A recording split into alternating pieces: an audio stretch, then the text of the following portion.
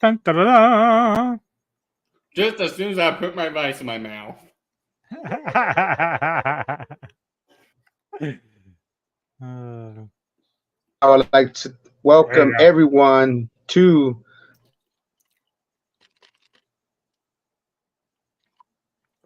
You're going mute. You're muted. You're muted. You're muted. Here we go. See what I mean? See what I mean, bro? I fucking hate this shit.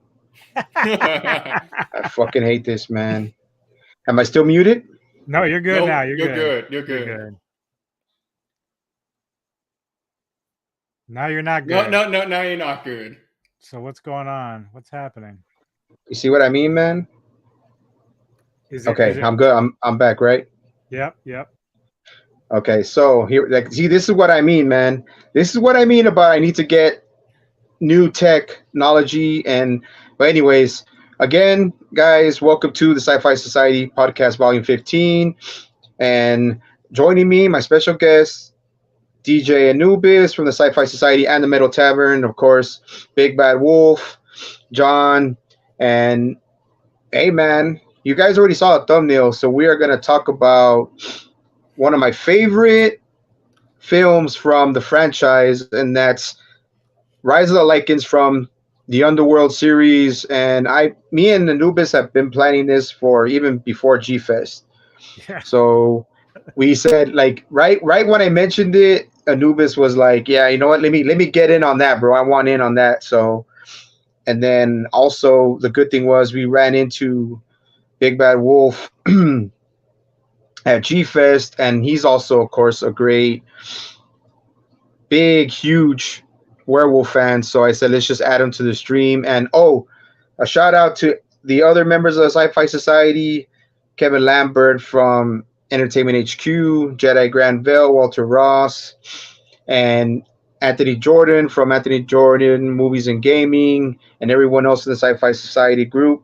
This will be the last Sci-Fi Sciciety podcast for at least a good couple of months, and then we'll be moving on to my new series, which will be one-on-one with the Sci-Fi Century, and that is going to be my main focus probably for the next few months, even going into 2024. So now, my brothers, let's get started with Underworld, Rise of the Lycans. And just before we get to it, I just wanted to I tried to add this video in the beginning before we even got straight to the podcast, but I just wanted to show this video because I made it just for the occasion. So let me see. Hopefully it'll show it, man. So give me a second, guys. You guys might be muted, but let me just show this off before we get started. All right.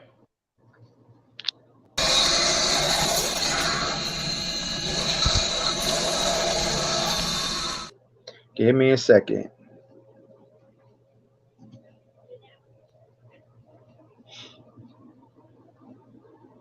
Come on. I saw something. Work for me, baby. Work for me. Yep.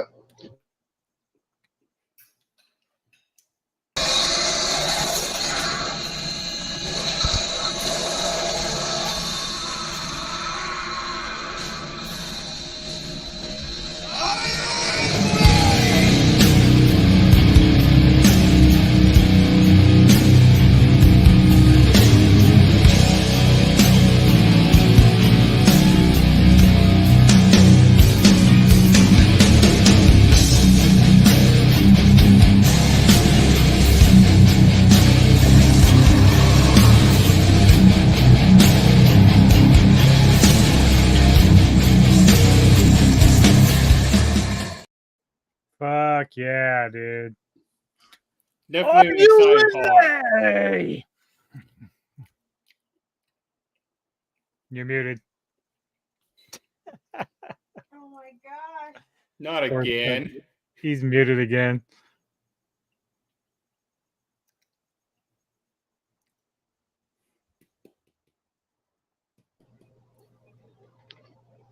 All right. There you go. There we go. Okay, I'm back now. Yep, you're back. Okay, so what did you guys think of the video, man? Awesome. Oh, definitely great. Good choice of music too. Yeah, bro. You gotta put in some crowbar, man. Gotta get that southern thrash metal Smack. out there, man. So yeah, man. So like I said, technology is beautiful, and technology can be really fucked up and really hits you. It really kick you in the balls. So I know it's on me because I really need to get the right equipment, the right setup. So, but you know what?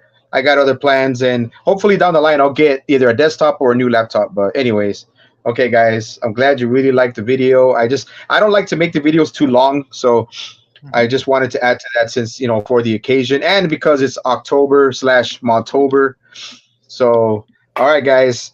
Now let's get started with the film, and I want to start with Anubis because I thought I really loved werewolves, but once I met Scotty, met DJ Anubis, man, he takes it to a whole other level of being obsessed with freaking werewolves, man. So I just He would wanted literally just suck one off if he had a chance.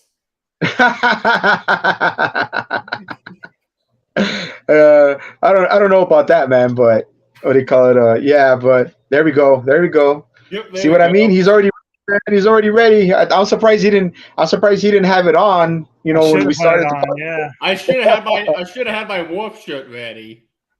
There But you it's in the go. hamper.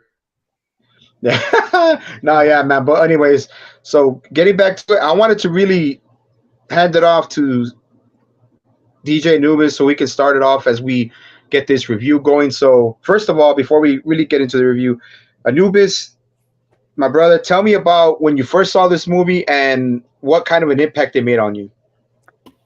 Well, so I'm gonna start way back. I've talked about it a couple of times. I don't know if it's with you guys or with some other people. But it's an interesting thing because this is the third movie in a trilogy, which there's a couple others after it of the Underworld series. Now, I don't know if you want to call it scary or eerily, but in 1990, when I was still in Colorado, had a lot of spare time on my hand. Wasn't really doing a whole lot. I was about 20 years old. I had a roommate, and we were both just kind of farting around, doing a whole lot of nothing, just listening to music, whatever. And I started writing. And he was wondering what I was doing. I said, I'm writing a script, dude. Like, I'm writing this script here. And he's like, well, what's it about? I said, well, it's called The Other Side. And basically, it's a werewolf versus vampire movie. We're coming from two different angles, though. And he goes, well, how about if I write from the vampire point of view and you write from the werewolf? I said, that's a pretty good idea. So we did it, but we never finished it. And I, lost touch with him, and I don't even know where the script is. Lo and behold, around 2000 or 2003, I think it was, the Underworld movie came out, and I'm like, fuck me, dude. Someone beat me to it, Oh, shit. So, even though it's not exactly like the concept that they have, it was just the idea behind it. And so it was kind of a bummer that someone actually did it and I didn't. But yeah, so when I saw the movie, obviously I fell in love with the first one. Second one, of course, which actually went back to the roots of how William and the very first werewolf and vampire began. And then, of course, Rise of the Lycans. When I saw the trailer, I got so excited. And mainly when in the trailer, if you guys remember seeing it, the scene where the werewolves are like rushing the castle. Like, that's such an adrenaline rush. And the cool thing about this, it's really centered around three individuals. So you've got Michael Sheen as Lucian, the head werewolf. Bill Nye as Victor is the lead vampire, which he's been in the trilogy and whatnot. And then Rhoda Mitra as Sonia, and that's Victor's daughter.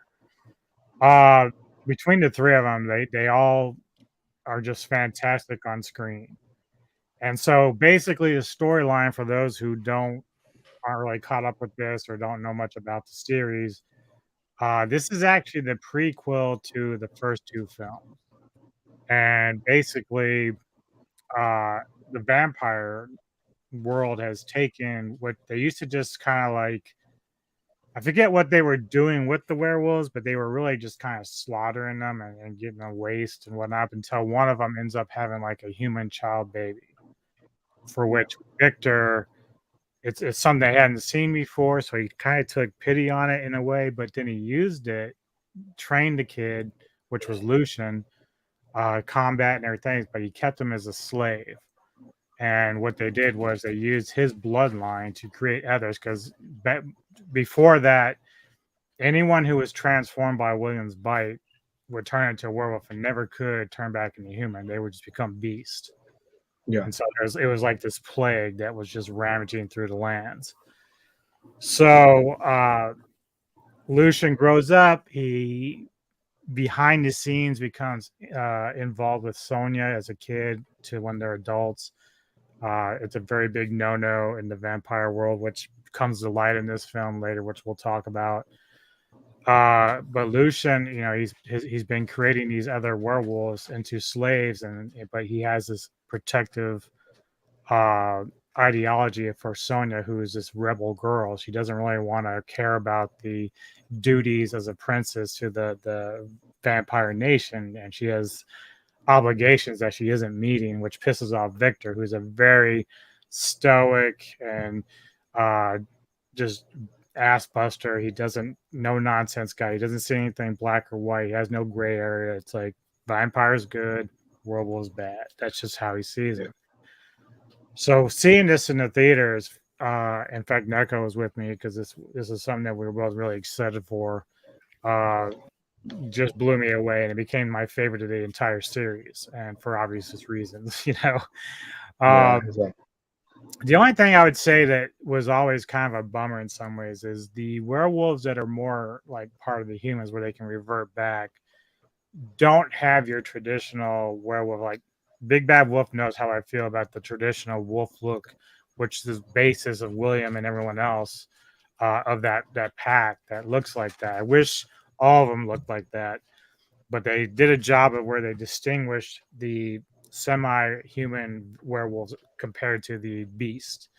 And so I'm not always crazy about those particular looks, but they're still kind of cool.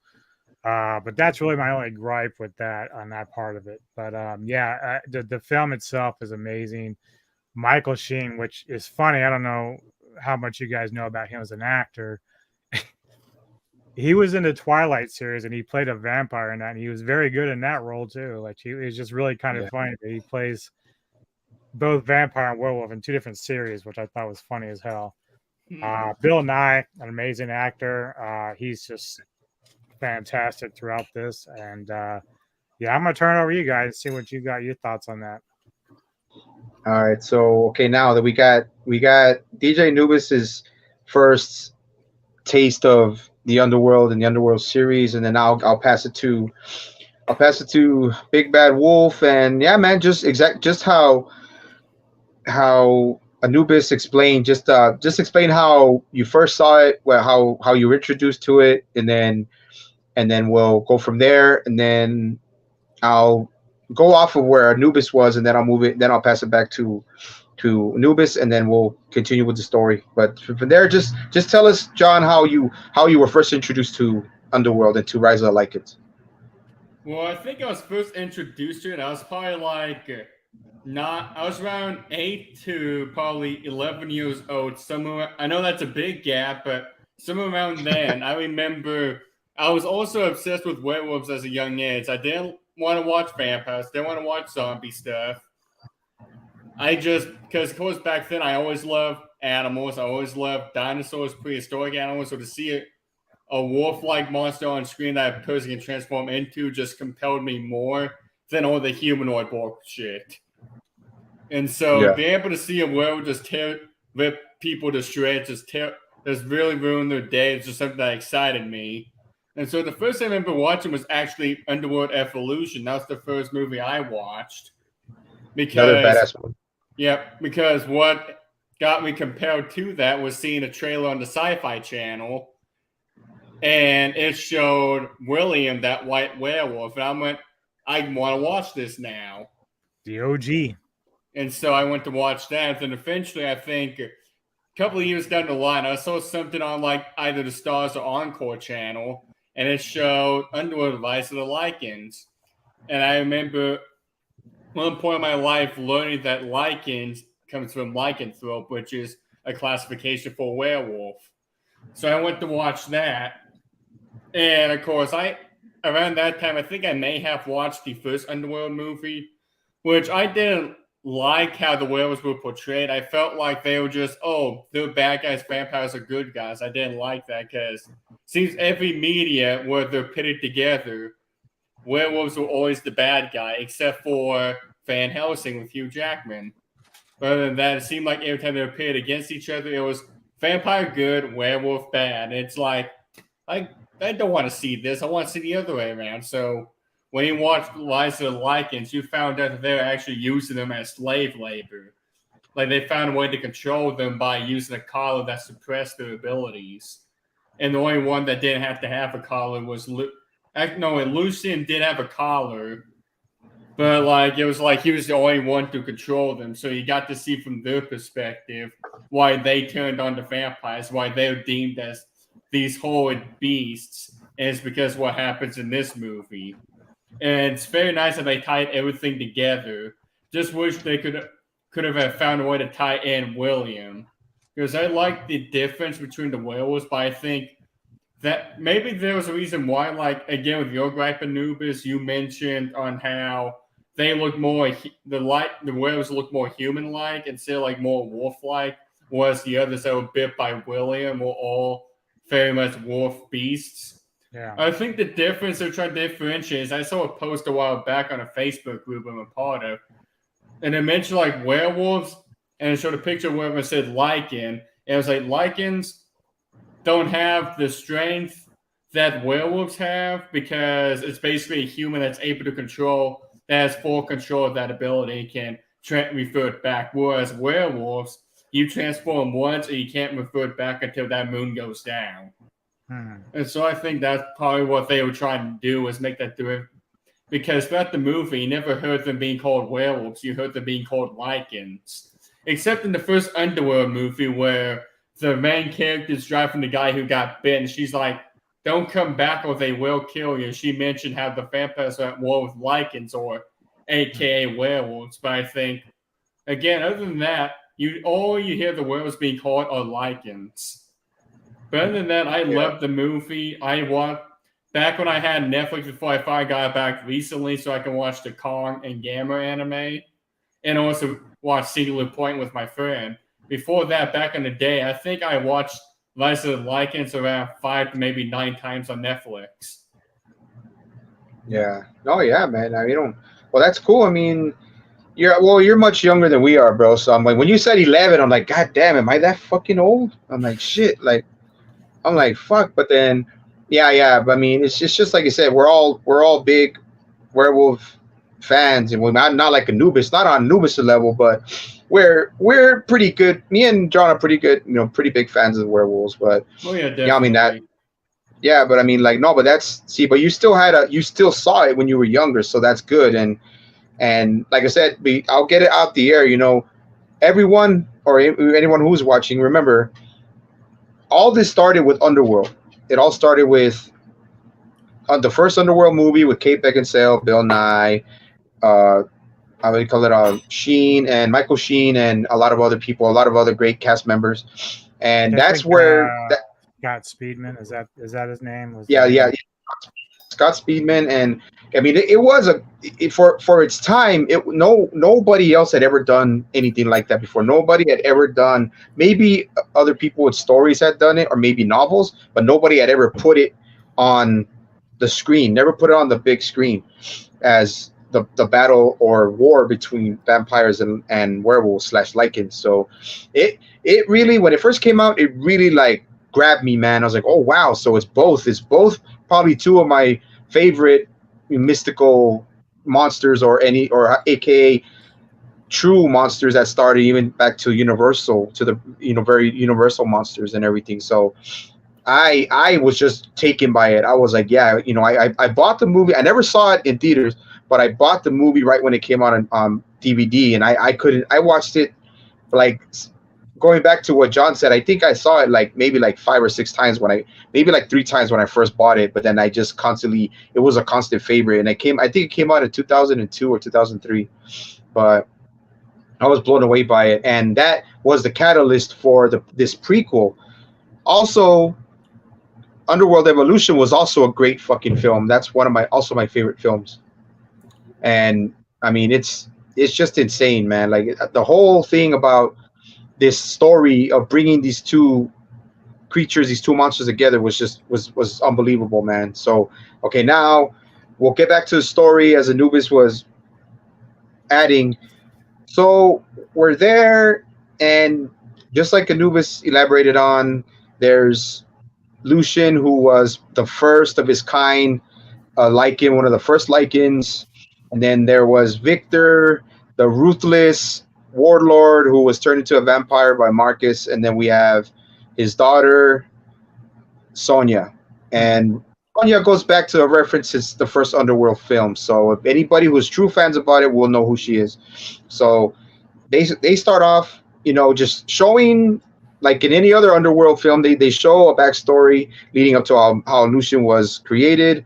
And then just like Anubis had said, he was born as a human, and he was born in human form, but as he grew up, he started to be able to metamorphose into a Lycan. And just like Anubis had said, this kind of version, or this design of the way Lycans are, they're kind of like, it's like a feline mix with a canine. Yeah. So they're kind of more, they kind of have a feline look as far as the face, but they do have the body of a werewolf. And I'm glad that they added more fur to the later films like Evolution, and especially the prequel to this movie we're talking about, Rise of Lycans. And it's just, I didn't mind it, but it did stick to my head, like, okay, that's not the werewolf I remember looking like. But I still ate it all up and still enjoyed it. And we start off where they're already starting with the story, and they show Lucian how he evolved and everything. It's just evolution, William's curse, or William's virus, is just totally plaguing that whole part of, we don't really know. It's just, it could be Romania, it could be Budapest, we don't know. It could be one of those. Yeah. But it's just it's ravaging the countryside, and and this is like medieval time. This is probably like fucking, who knows, 1284 or something like that. And it's medieval times, very gothic outlook, very gothic undertones. And it's just a great opening. And they show through the opening how Lucian and Sonia had their first glance when they were both children. So right. That's already, there you go. We got something going, even though they're kids. Everybody remembers their first love one way or another. And that's how it started. Puppy love. And then we start going to, now it's modern times. Lucian is pretty much a blacksmith. He's a slave. He is just a willing servant, not like other people, not like the other Lycans that were created through him. He's a willing servant, but of course we find out why, because he's pretty much involved with the main warlord's daughter. And that kind of made sense now that I think about it. It's like, yeah, this guy was just really a bit obeying orders, because he's banging the warlord's daughter. So that makes sense. But as far as that goes, she's doing her own thing, and they open up with her riding a horse, trying to get back to the castle, and she's just getting hounded by real werewolves, real beasts, real freaking, like, talking about killer werewolves, man, that have the perfect look, perfect style, aesthetic. They look great, and she's just killing them one by one. And then as she gets closer to the castle, they start raining down these I forgot what they're called, man, but they're freaking huge ass spears, killing a few of them. She gets closer, she almost gets to the castle pretty much, and then Lucian uses a badass crossbow and kills the last one that's following her, and he just ends up dying right in between the castle gates. So there you see that Lucian somewhat, when he's down there, he somewhat does have some compassion for these other werewolves that can no longer take human form. And then it's Sonia, giving him some lip, telling him, "That motherfucker, you're just a little lowly little, blacksmith. Why do you think you could protect, a princess? I'm way above you. I'm way above you. And that's just it's all just a show. It's all just a show. They're playing it. It's like a soap opera too. It's like soap opera with vampires and werewolves, but The it's young good. and It's the cool. restless. Yeah, the young and the rest is pretty much, yeah, right. But no, yeah, it's a good opening scene, and I really did enjoy it. I really did like it, especially the backstory with Lucian. So now I'll pass it back to Anubis. Anubis go from there, and then from there we'll go straight to John after that. Yeah, so as you touched on, the bloodline of William, this is medieval times. We don't have the guns, we don't have the silver bullets. The silver that is used is actually being mined by other nobles, human nobles out throughout the land who have a working relation with the vampires, even though they don't really know who they are. They just know they're kind of weird. Yeah, But the idea is that they're mining for silver, which they use to make swords and arrows and everything to try to like push back against this plague of werewolves that are out there. And obviously, like you said, they do these patrols, which Sonya is a part of. She'll go out and try to make sure they're not getting too close to the gates, that they aren't attack on other little towns, which they can't really control because they still are.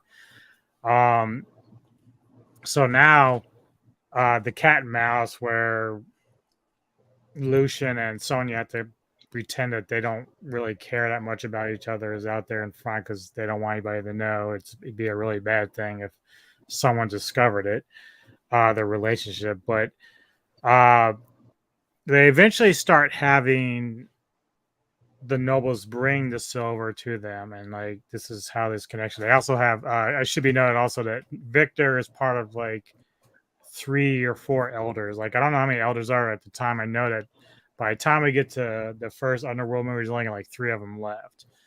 But Victor is one of them. He's like the head elder of this coven, and basically the nobles and the humans are coming over there to meet them and give them the silver and all this other stuff.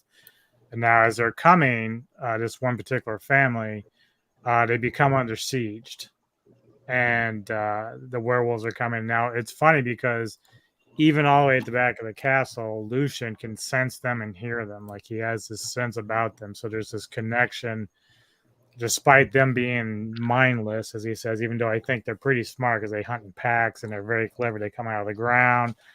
They're not quite as dumb as they may look. But he senses that they're out there. And of course, Sonya's gone out there against his advisement to say it's a little bit too dangerous to go out there. He knows how dangerous these creatures are. And so eventually, once this wagon gets under attack, and this is where we're actually introduced to Reyes, who shows up in the first Underworld movie, played by what is his name again? Kevin Griviov, the big black early dude. Yeah, I think he played a role in the comic book writing, or he helped produce the entire thing. Yeah, I heard something about that too. Very cool character. He's also like one of these slaves or workers for this family. And so when they become under attack, he kind of holds his own as a human against it by punching them and stuff. And Lucian rushes out there, like, obviously he's not supposed to leave the castle. It's a big no-no. Rushes out there. He's helping Sonya kill some of the werewolves. For whatever reason, at this point, the werewolves don't really know Lucian. Like, they don't know his power, his leadership, or whatever. Like, I don't even know if they know he's a werewolf at this point, because after later on they kind of do. But Lucian made Atticus, since he's a blacksmith, made his key for his collar. Yeah. He's told Sonya about it. Sonya's like, no, you don't want to take that off. They will kill you or whatever. He's out there already in trouble for leaving the castle, but now he's taking the collar off so he can transform. The collar is basically made out of silver, so it prevents anybody wearing it from turning into the wolf. And so in order to make sure he can help protect her, takes it off, transforms, and at this point roars and the werewolves start backing off. They're like, "Whoa, shit, we got something else different here, boys. We got to back up." Right. And everyone stops. Sonya, Ray's, everyone's looking out. Of course, the family inside the wagon, they weren't so lucky. They got their ass kicked. Jedi, what's up, my brother? What up, Jedi Granville? What up, Granville? My brother, Walter Ross. Walter Big Daddy Ross. Go ahead. Sorry. So, he's taken the collar off. He's transformed. Now he realizes he has some connection or communication with the wolves that he didn't know he had. And so they kind of just backed off and went their way.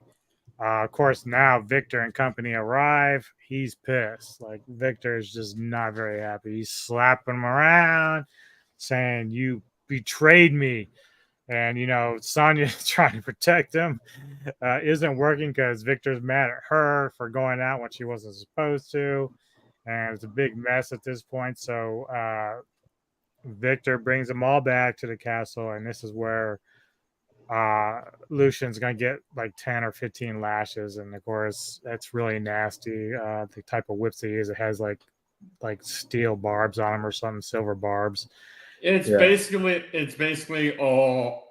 looks like they took a barbed wire fence and turned it into a whip. Yeah, it's pretty nasty. It puts some serious wounds on you. So he gets his punishment, and but he accepts it. Like he's obviously in love with Sonya, but there's only one other dude, and I'm trying to remember which character it was, but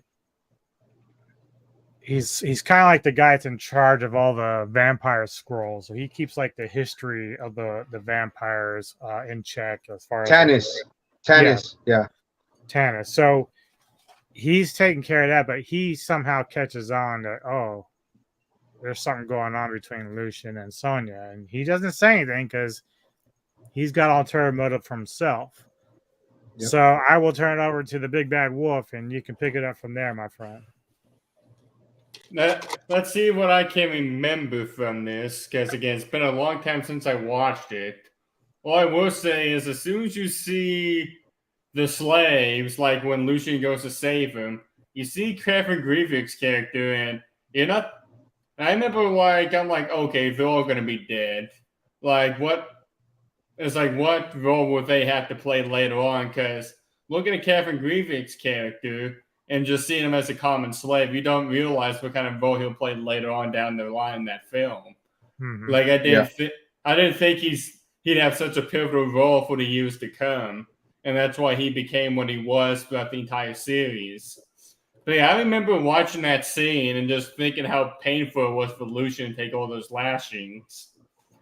But yeah, I do remember that scene when he finally takes off the collar and she's begging and pleading him not to do it because he'd be cast out. He'd be put in prison because that's like the run rule they had for him. Like, even though he was the favorite, that was like hey, don't do this. Otherwise we're going to have to throw you in the rest of them dogs. And so I remember just once they got down, I remember looking at that. My first reaction to Victor was just he was being a bit unfair, knowing that Lucian did it to protect his own daughter.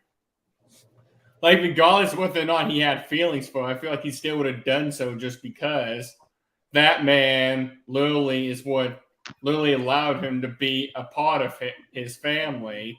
And so I feel like Lucian would have done that just out of, hey, you did this for me, I'm doing this for you, to say thanks.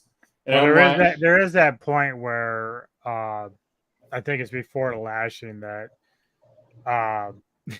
Victor's telling Lucian, like, I treated you like a son. I thought you were my own son. And Lucian's kind of like, well, I'm a slave. And he's like, by now, I thought you would have known the difference, that you couldn't have that freedom that you wanted, but you can still be the one guy that I can trust. And so it was really a bad dynamic, but like, that's how Victor saw it. Like, he still saw and looked at Lucian as an animal. And go ahead. I didn't mean to cut you off. Just wanted to point that out. Oh no, you're fine. But no, I'm glad you just said that. Let me add on to that, John. I remember what he said, Anubis, and that was, he's like, why? It's like you betrayed me when I gave you life, like you. And then Lucian looks at him and says, "You gave me chains. Yes. Okay, I remember that. I remember that quote. Hey, you gave me that. life. You gave me chains." And then that's when he slaps him and all that stuff. Okay, go ahead, John. Go ahead, finish, man. Just want to add to that. Yeah, no worries. But I just remember just thinking, he's being so unfair to him because he literally didn't do that to rebel. He did that because he felt that was the only choice, that was the only way he could get those werewolves away from Sonya, away from those slaves. And what was amazing is if you go back and take a look at Grievex's character's face, like he was just I think he was terrified, mesmerized, and just like, what the crap have I stumbled upon? I mean, what bad luck have I found myself in to where I'm being attacked by a werewolf, being saved by one, and then that insult to injury, Victor takes them in to the prison as well, just to be werewolf food. Yeah. No, yeah. I mean, it's like you said, like that scene was, of course, one of the more powerful scenes in that movie. It was a powerful scene because here Lucian is trying to really, like, Lucian and Sonya are trying their best to cover up their affair and their feelings for each other, their relationship.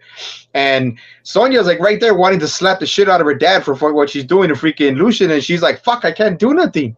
It's like her hands are tied, even though they're not tied, they're still tied in her mind. And Lucian doesn't care, man. He's like, I'll take fucking 50 lashes with a silver freaking whip, with a silver bladed whip, and I won't say nothing. He doesn't say anything. He doesn't submit. Nothing. Doesn't. He could have, any weaker guy, even weaker man, or even Wolf would have given up by then. But he's like, no, hell with that. He took it. He sucked it up and took it. But then now for me, that's why it's such a good scene. And now we're gonna jump to the part where Lucian already got his lashes. Sonya is up there like in just she's so like emotionally hurt because he's getting lashed for protecting her, and then they both still can't say anything, has to be under wraps. And then we move on to the point where the vampires are losing favor with the nobles because the vampires no longer can really guarantee them safe passage of their caravans with their silver.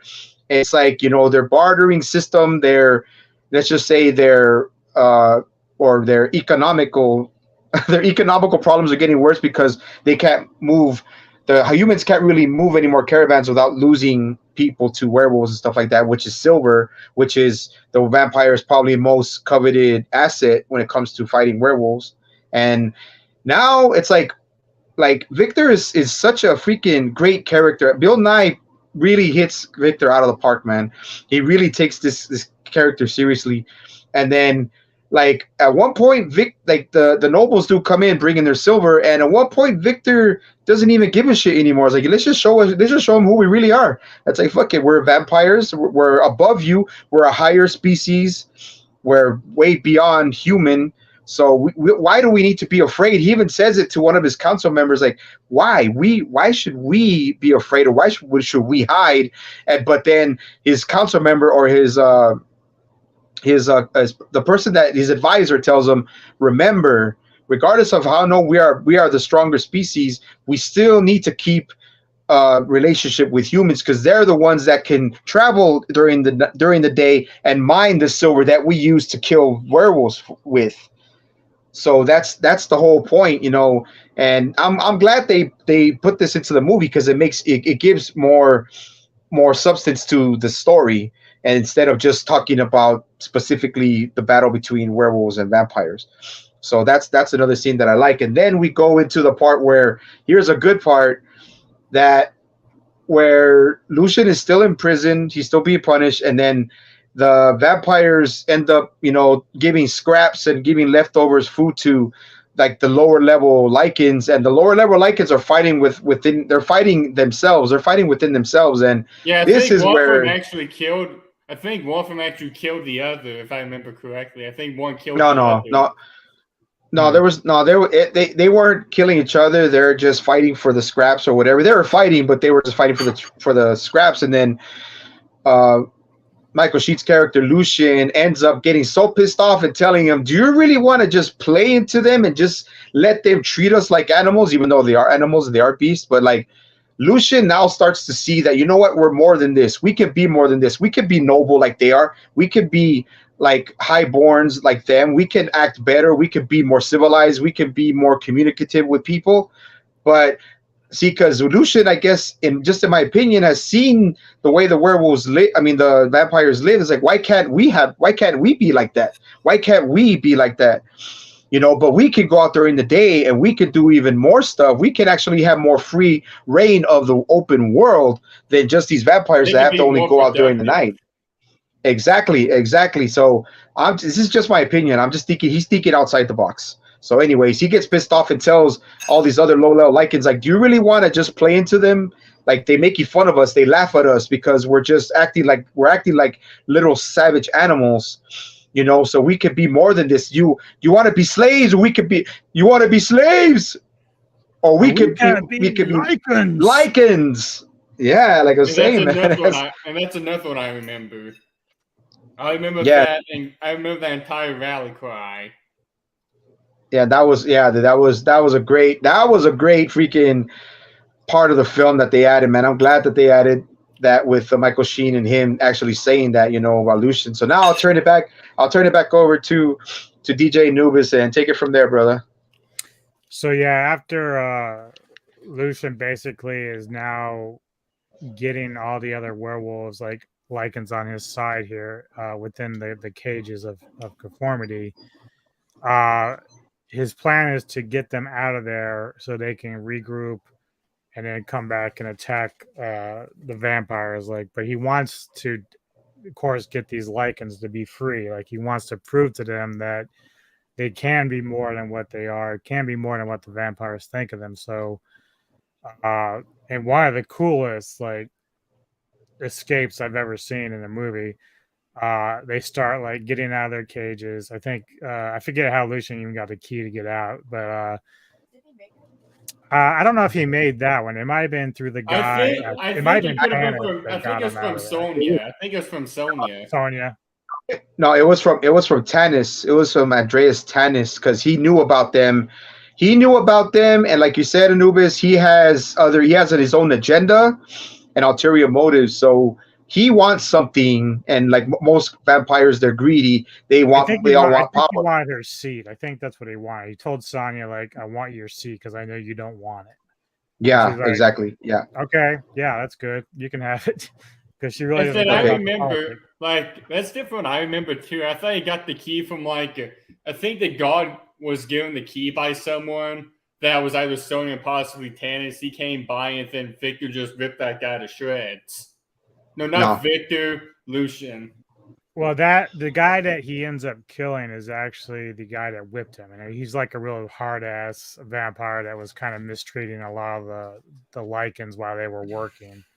And so there's this tension between the two of them. But, you know, everyone was enjoying that moment because that dude was a real dick. But, of course. You know, but yeah, I think it is Tanis. And I think Tanis gave Sonya the key because she went to visit Lucian and gave it to him. And anyway, they're all getting out of there. I don't think they all have their collars off at this point. I think they have to still work at it, but they're rushing to get out. They're going up the steps. You know, you have to understand this is a castle, a lot of different corridors. They're trying to be quiet, but they end up getting noticed. But you don't really know that they're noticed right away, which one of the coolest things is the vampires have these projectiles with poles, sharp poles.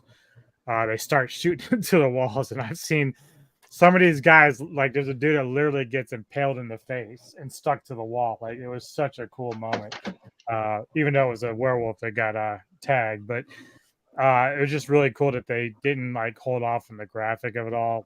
You saw some really cool stuff there with that. Even during the wagon attack, Sonya, she took her sword and cut one of the werewolves in half. You literally saw that. It was so awesome. So Lucian is getting them out, but some of them were dying along the way. Reyes is able to get out of there. He's telling them to rush out to the woods. The sun is coming up at this point when he gets some of them out of there. Most of them couldn't get out of there. but Victor is up on one of the like little tunnels and he's trying to come out. He's really pissed again. He's really mad at Lucian here. But the sun's coming up, and so he even like kind of like halfway sits out in the sun and burns himself just because like he's so incensed at Lucian right now. So Lucian gets out there, and his idea is to have the guys, because Reyes knows a lot of the local towns that he was initially held as a laborer from. He tells him, he says, "Look, I need you to go see if you can find some weapons from some of these people. Come back and I'll meet you in a couple of days," because Lucian now has a plan, to which he goes and finds the hideout cavern of where the werewolves are their lair. So he's going to go find these creatures and see if he has that connection he thinks he has with them. So he walks in, they're all sleeping. It's like a fucking huge ass catacomb of fucking werewolves, like a lot more than he probably thought. But they all, like, again, you know, you think as the mindless beast, but they are a pack. Like, they stay together. And that's a very cool thing to see. Walks in. I love that part. Yeah.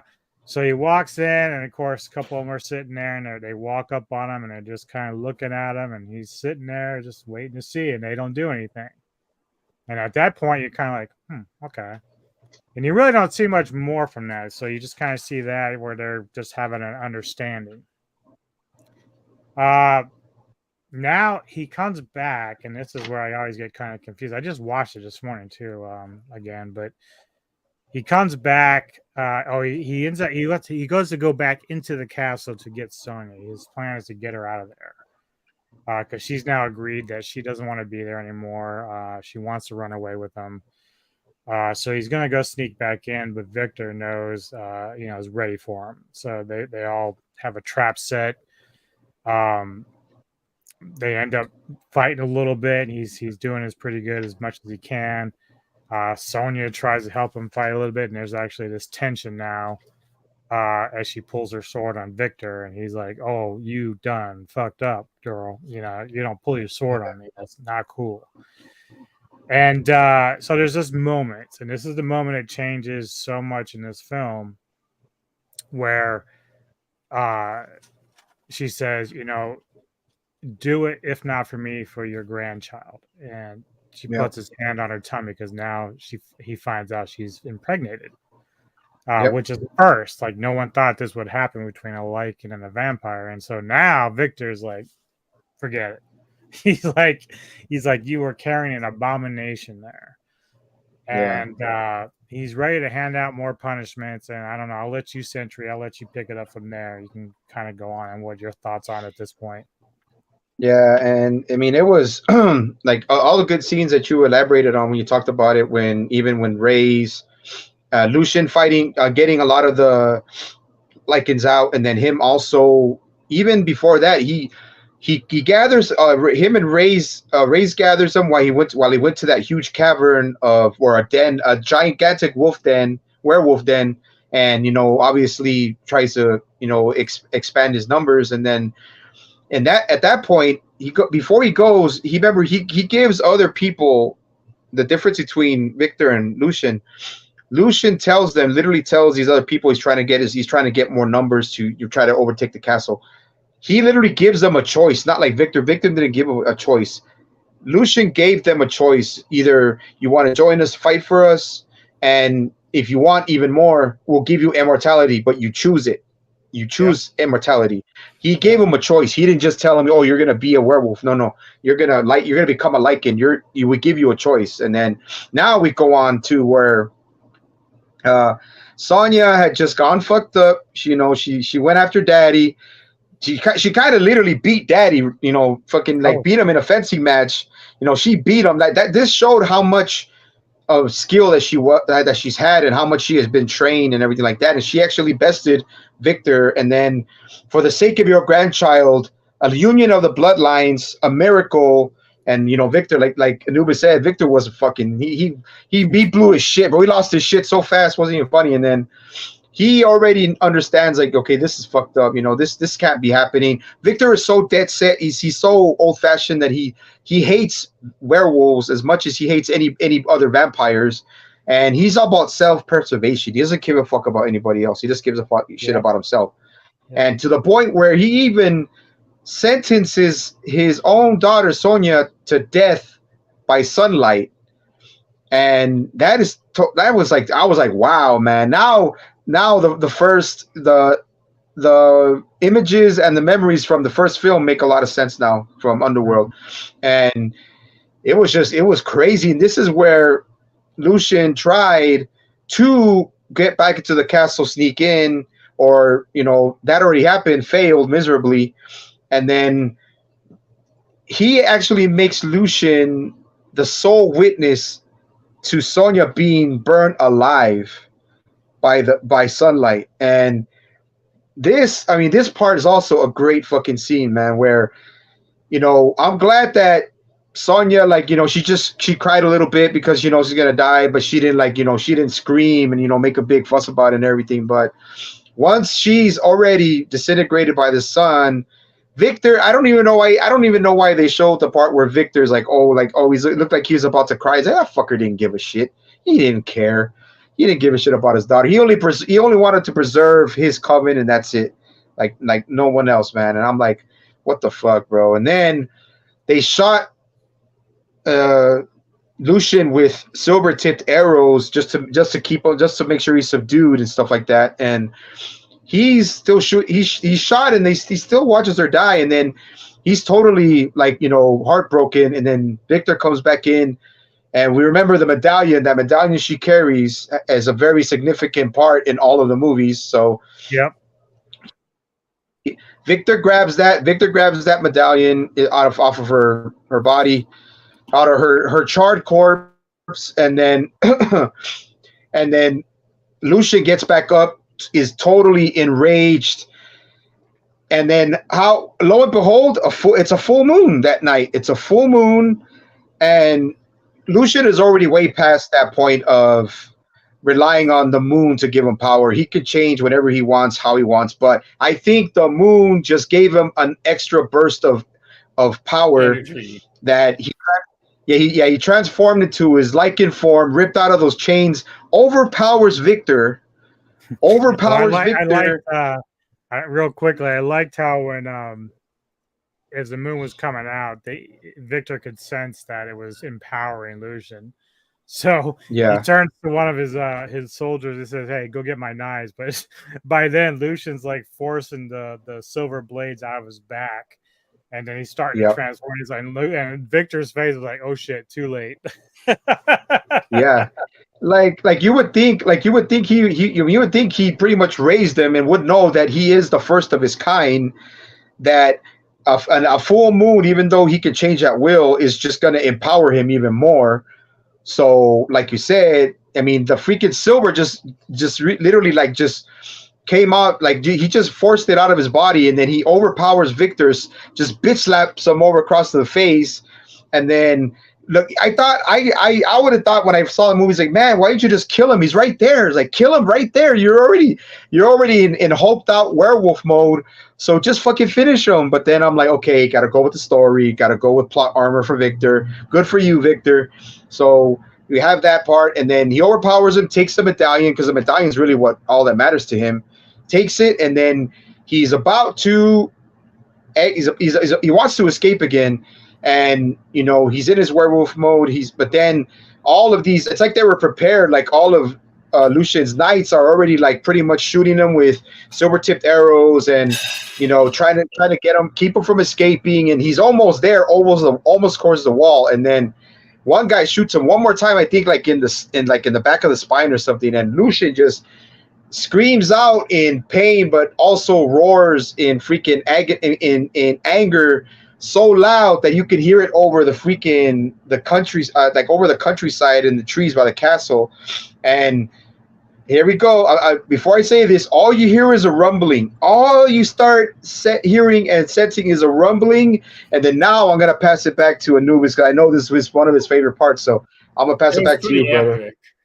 It's kind of like that scene from 300 when it was right before they fought for the first time against the Persians, and the captain goes, what is this? An earthquake is all you see is just like the gravel bouncing up and down. It's like, what is this? An earthquake? And Leonine goes, no, battle formations. Yeah. Yeah. So But yeah, to take it away, Lucian is, he's on the wall. He's just roared out. Rays and the guys that are now in the little encampment they made, they've got the collars off and everything. They start hearing like this rumbling coming from the forest. Like they're like, "You hear that shit? I hear that shit. What is that shit?" And all of a sudden, man, just all the werewolves are fucking flying past them. And the coolest thing is, once you get beyond the forest, it's like a clearing up to the castle. So you see all these werewolves, man, they're just on all fours and they're flying, they're running. And of course, these guys, Rays and the rest of them in human form, still are running with them, but then they start changing as they're running. Now, of course, the vampires are shooting their like poles out there again. They're getting a few of them with it, but the massive amount of them, the werewolves attacking, is just they just never dreamed it would be that bad. Like they did not expect Lucian to be able to call down the thunder with these guys, and so they get up over the wall, and you'll see some of the greatest attack scenes from werewolves on these vampires. One of my favorites is I think it was actually when Lucian first broke out of the area where Sonya had passed away. He jumped out a window before they were able to tag him down. But he takes like basically 2 vampire heads and he's like slamming them on the ground. And it's like such a cool kill scene, man. It's like so awesome. But at this point now, the whole war is on. Like the werewolves are storming the castle.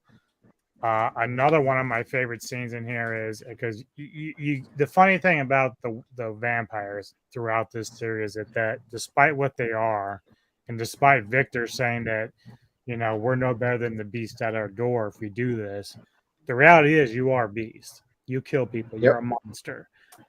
But they always try to put themselves in like to say that they're kind of like this holier than thou. Like they still think they're human. Like they think they're above the fray. Yeah.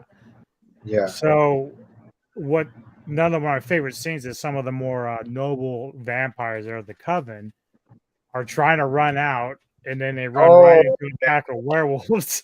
And that's like I'm like, I wish they would have showed more with that, but the looks on their faces was priceless. And I do want to give Big Bad Wolf some time here to take this in. So go ahead, my brother, and tell me what you thought about the war kicking off here.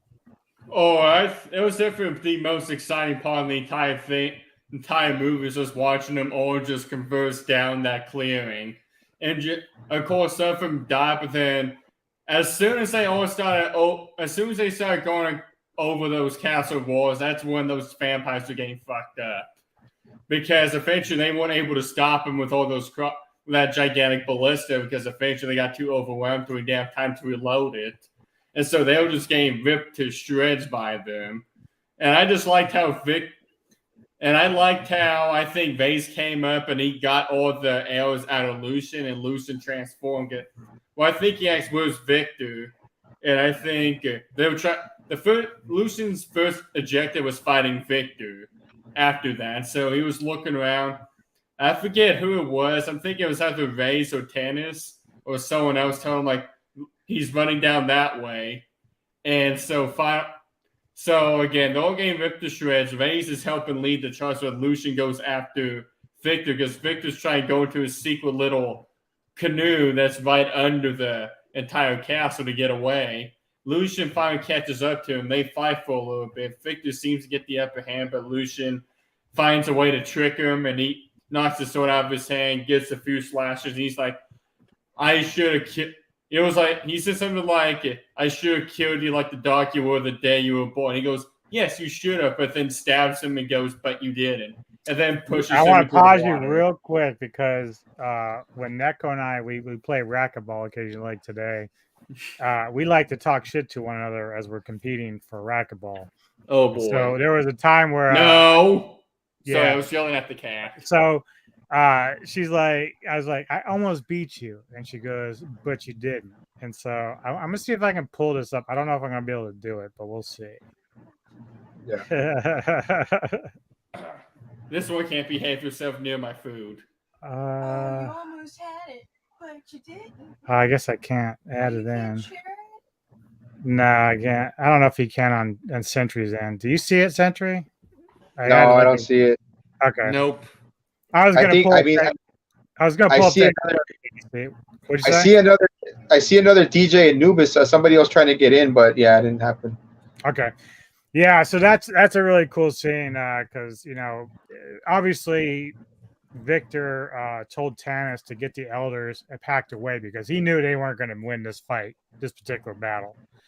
So he had to protect the elders. So I think it's Marcus and whoever the other main elder was. Marcus and Amelia.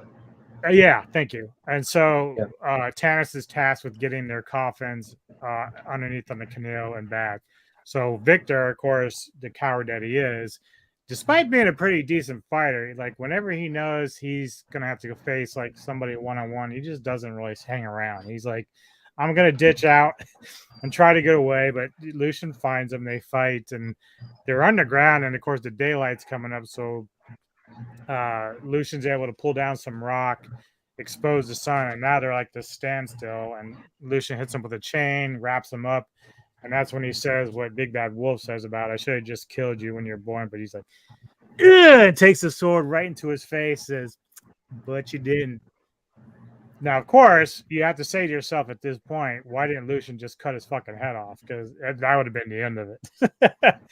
But Sentry or Big Bad Wolf, you guys can go back and pick it up. I just wanted to throw that in. Well, what happens? Oh, sorry, Sentry. No, I'll just say with this, man. I'll just add a little bit, and then I'll pass it back to Big Bad Wolf. At the ending part, where I mean, we all know because in the first Underworld series, they made Victor out to be this fucking supreme fucking vampire leader and all this shit. But what I noticed about him, of course, he was older because it's a prequel movie. But I mean, he was still a sinister, pretty intimidating individual. But I kind of thought in my mind that I don't think he was cowering while he was going into that duct or those sewers of the castle. I think he was trying to lure Lucian down there.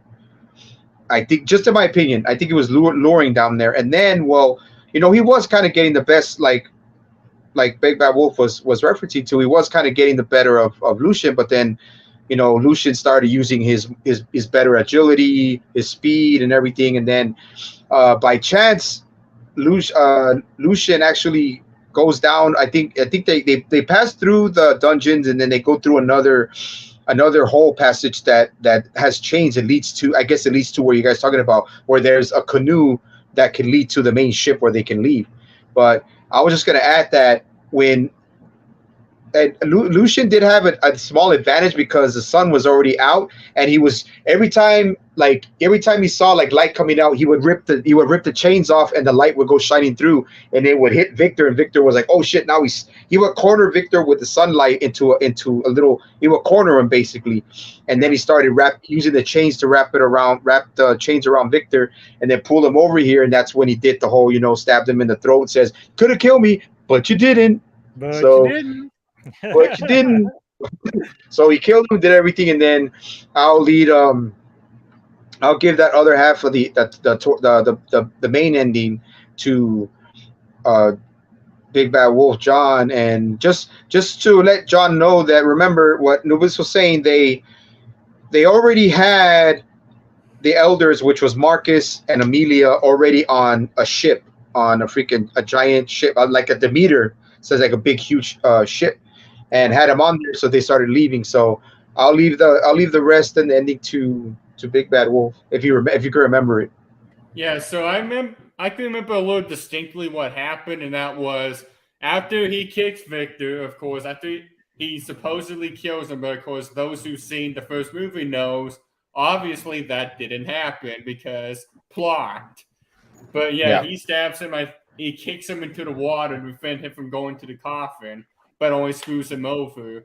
But he comes back up after avenging his lover's death, and now like, I finally did it. I helped my kind win this battle. He goes back up to where we see like everyone's completely slaughtered and dead, it's daylight. Everybody reverted back to their forms, where some of them are still actually werewolves. We do see some of them are still stuck as werewolves. Mm-hmm. But I like to say they looked very good in the sun. I got to see like the forest brown to even grayish brown fur that looked really nice in the lighting. The cinematography was good. It just looked like a happy ending. And Reyes goes, "Is it finished?" And Lucian goes, "Nope. This was only the beginning." And then at the end, you see that Victor is being put into a coffin onto the ship, meaning someone managed to find him while still in the water, put him in the coffin, and put him on the ship. Yeah, it was great. Now, I'll pass it to Anubis real quick, but I also wanted to talk about the very ending part, like John was saying, when the cinematography and the werewolf practical effects and the costumes were fucking amazing. Like they were amazing, man. And I liked how they mixed the new style Lycan with the werewolf beasts. Like there was Lucian's, like there was how can I put it? There was Lucian's right hand men, and there was his soldiers, and then there was William and his brethren. There were William and his brethren, and that's what I liked about it. They showed both, not just they showed Lycan and they showed real werewolf, true werewolf, and the Lycan style. So that's what I liked about it. And there's hardly any real happy endings in these films, especially. Maybe you can say Evolution was a happy ending because Celine can walk in sunlight, but no, it's but it's just like I'm just saying that it was a good ending to the film, man. Anubis, last thoughts on the last scene and what you thought of the movie, man. Yeah, so obviously Victor is now. I think Victor survived the stabbing. I think once he just fell in the water, he kind of caught up with the ship or whatever, and then Tanis put him into his coffin, and that was it. But we do get a glimpse of the opening scene to the first Underworld film with Selena, and it's where she's basically talking about how, because if you haven't seen Underworld, she ends up discovering the lies behind Lucian and everything else. That's the whole thing. The vampire culture is. She woke up Victor and it wasn't his turn. Yeah, but that's what I'm saying is like the vampires did such a job, and it's all part of Victor too. They all tried to cover up what they did with Sonya and everything else, and that's what Selena ends up discovering. Not in this film, but in Underworld. So yeah, in Underworld, it was kind of like the ending was like a flashback. Yeah, because it was like she was brooding Spider-Man style on top of this ledge, and all you hear was Craven saying, "You did." Was that Victor came? Tell you something about your special Victor. Or whatever. Yeah, it's like he came in and killed your family, but except this one little girl. He didn't kill because he reminded him of his precious Sonya, the daughter he condemned to death. And it's Victor told her that the werewolves killed her family, and it wasn't the werewolves at all. So no, it was Victor himself. He's like, let me tell you a little something about your beloved Dark Father. Yeah, he was the one who killed your family. I was the one who cleaned up the mess, kept the secrets. Yeah, and I was like, and then you just hear Celine lies. And I was like, yeah, bro.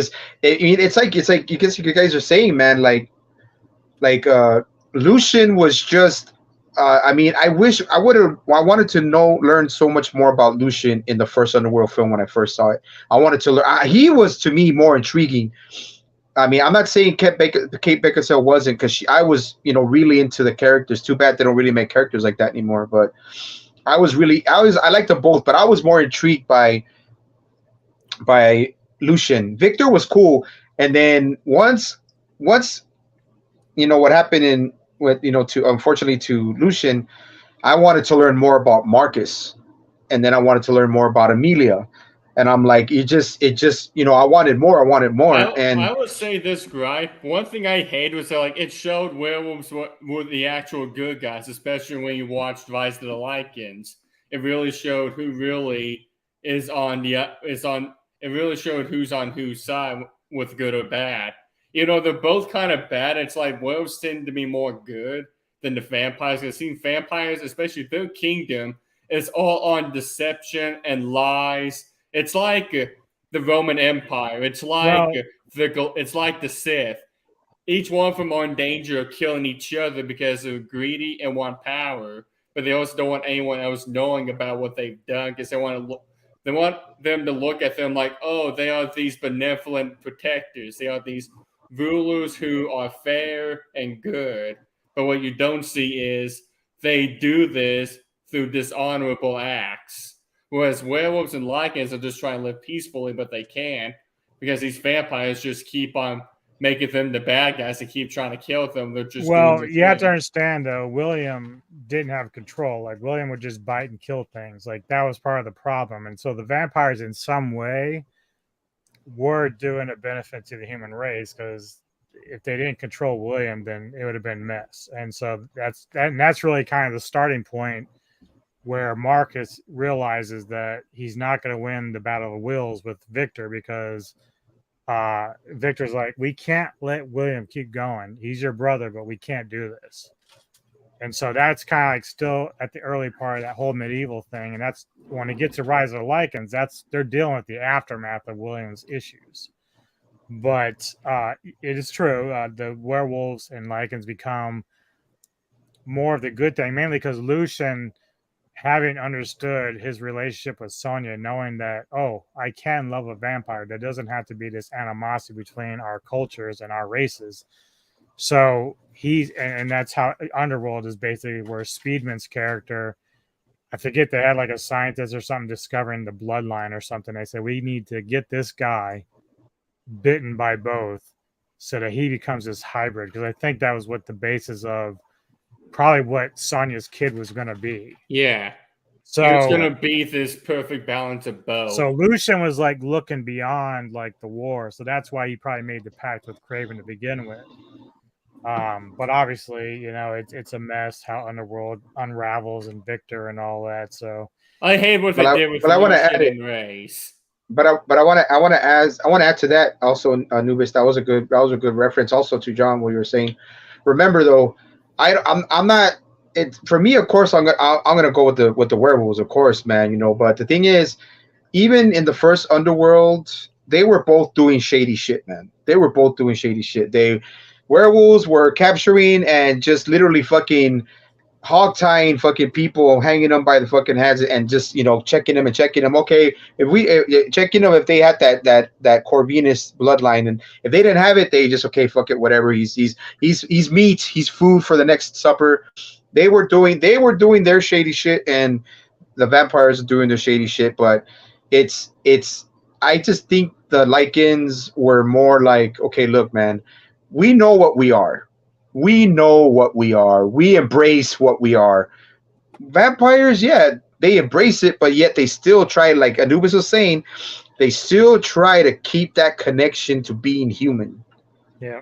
As Lycans were accept who they are. They're like, I'm a beast.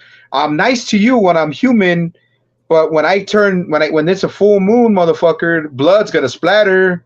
And I'm letting you know ahead of time, in case you're a hot ass girl, that don't call me when it's past 12 on a full moon. So you may be on your act now, but you're gonna be more than on your act when I'm done with you.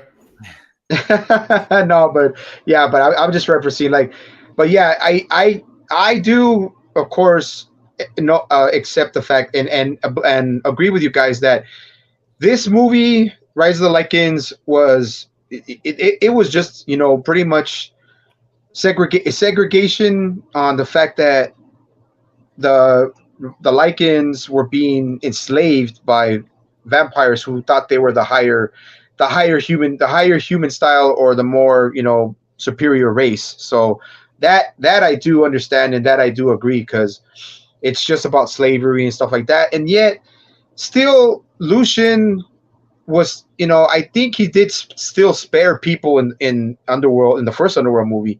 If he didn't want to kill anybody, he didn't have to. But it's like he was the one thinking outside the box. Like, look, man, we can have a steady like Nubis was saying, we can have a steady alliance with the vampires instead of just been fighting for the past 400 years or even 500 years that we've been battling. Let's he was tired of the war, bro. He was so tired of the war. It's like, look, man, I'm tired. Let's get this. Let's stop this battling. It's just, people are dying on both sides, whatever. But yeah, I mean, I do agree with both your guys' takes on that view, man. And it's just, come on, man. Like, hold on. I gotta play it one more time. I gotta play it one more time, man. I gotta play it one more time. Hopefully, don't fuck with me, you fucking tablet. Hold on. Give me a second, guys.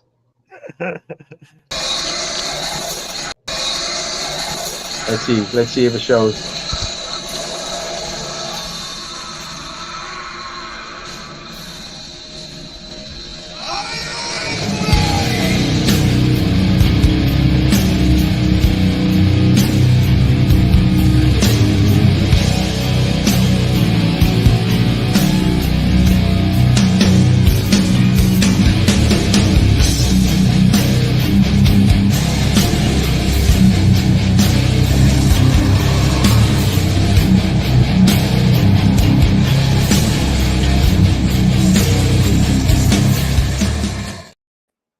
Yeah. Yep.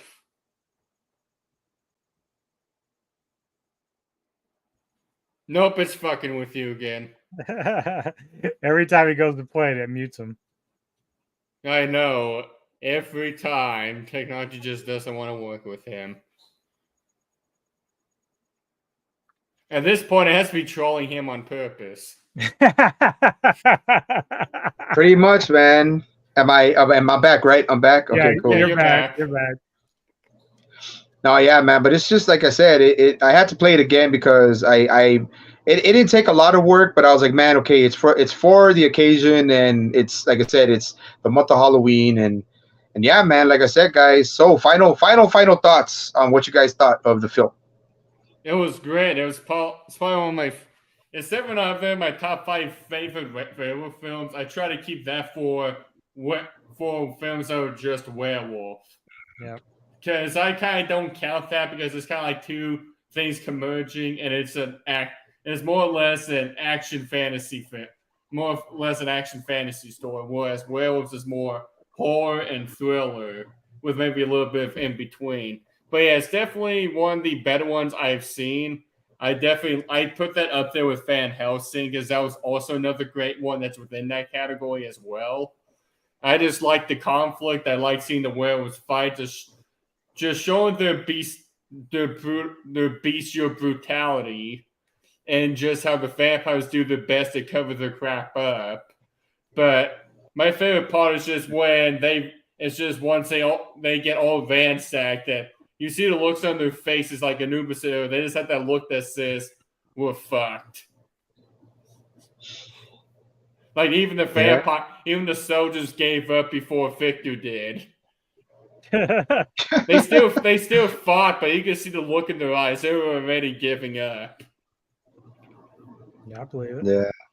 And Anubis, your last final thoughts, man. Yeah, so obviously the first 3 of this series are my favorite. This is being my favorite, of course. God bless Kate Beckinsale trying to keep the series alive with Awakening and Blood Wars. Awakening should have been a lot better than it was. Blood Wars was okay, but neither of those films touches the first 3 at all, and especially not the third one here with Rise of the Lycans. Like Big Bad Wolf said, when I have my werewolf list, this doesn't generally make it because of that vampire connection. There's a lot of vampire going on in this, and it's more of an action film than horror. But if you were to force my hand, say, give me top 10 werewolf films, this would make the top 10, probably around 8, 9, or 10. So it'd be in there. Right now, I only have like 6 or 7 top werewolf films, and as Big Bad Wolf said again, I keep that mainly for if it's focusing on the werewolf and the horror element. So that's really what that's all about. But I love this film so much, man. I'm glad that you decided to do the review on it because it's such a fun movie. And again, that scene with the rushing the castle, man, every time I watch it, I'm like, I want to be a werewolf. Let's do this shit. Come on. That's why I always play games where you can be the werewolf, like Elder Scrolls 5, Skyrim, and there's that game called Werewolf the Apocalypse, based off of the tabletop RPG D&D style game Werewolf the Apocalypse. But except that video game didn't turn out as good as I thought it would.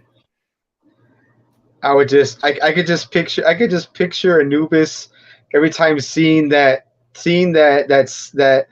beautiful scene when all the werewolves just descend upon the castle, and I could just picture Anubis taking off all his clothes and running on all fours,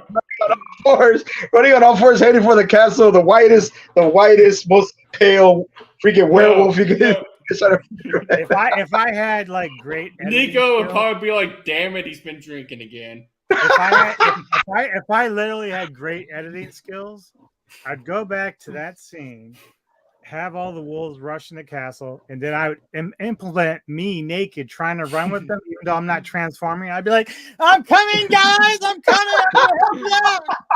And then there'll be just there'll just be photos of us or your neighbors just like, "Ugh." Yeah, exactly. They're The like, sun is out. Cool. Hey, the full moon. It'll be like Austin Powers to Bioshock Me to where he's running. You guys seen Austin Powers Bioshock Me? Yep. There's this scene where he's saying there's that pinball that's like blocking his crotch. We can say it with Anubis, but it's like a werewolf head or something.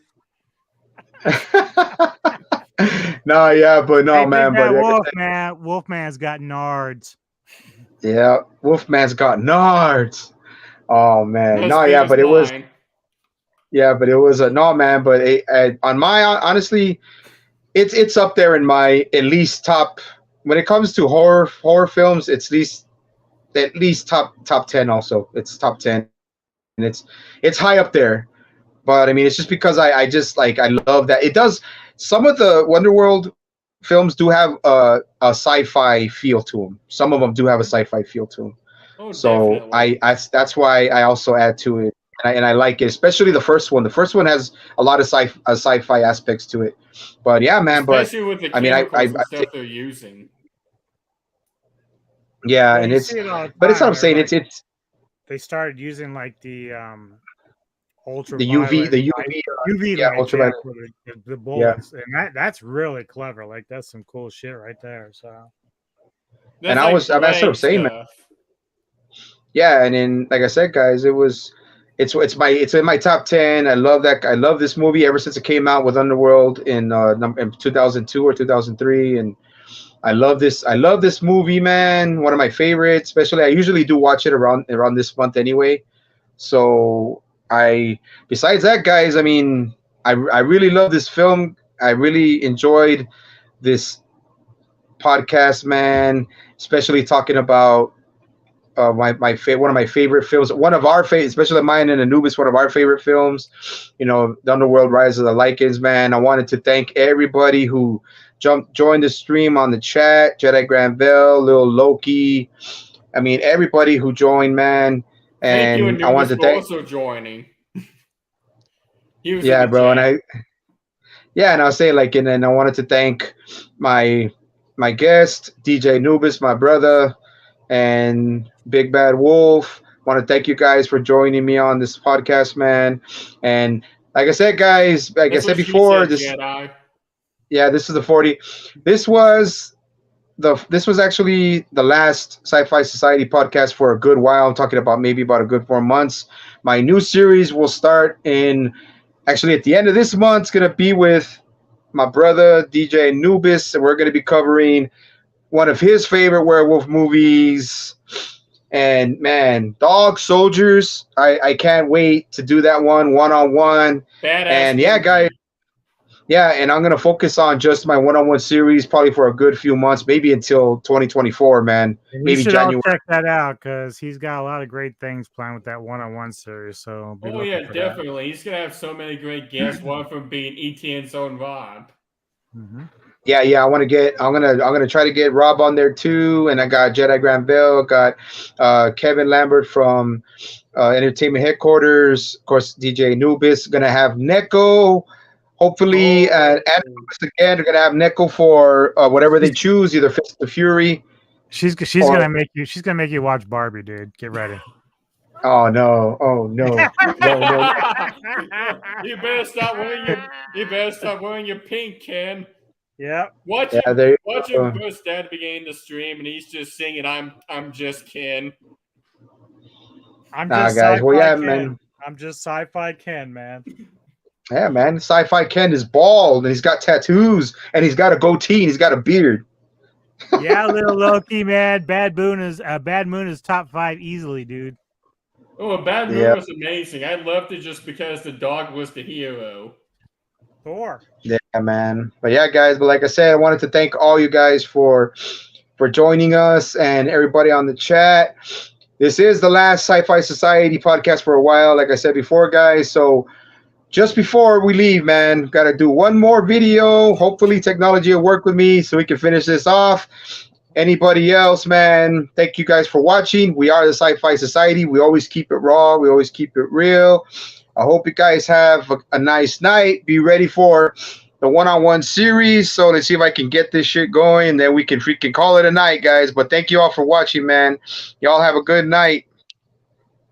Here we go. Come on, baby. Work for me. Give it to me. Give it to me. Come on.